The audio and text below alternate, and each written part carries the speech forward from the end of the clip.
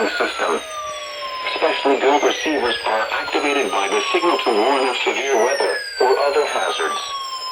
Tests are normally conducted each Wednesday between 11 a.m. and noon, and again between 6 and 8 p.m. If severe weather is expected on Wednesday, the test will be postponed until the next day, weather permitting. Reception of this broadcast, and especially the warning signals, can vary at any given location.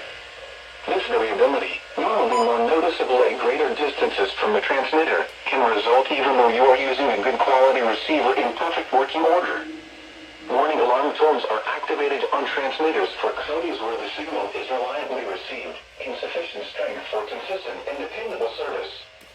For station KIH 2060 Daytona Beach, warning alerts will be activated for Volusia, Flagler, Putnam, Lake, Seminole, Brevard, in Orange counties.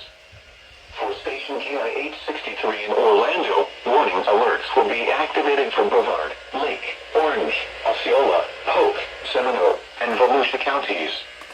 For station WXJ70 in Melbourne, warning alerts will be activated for Brevard, Indian River, Orange, and Osceola counties. For station WWF69 in Fort Pierce, warning alerts will be activated for Indian River, Martin, Okeechobee, and St. Lucie counties. This has been a test of the new weather radio public warning system. We now return to the regular broadcast program.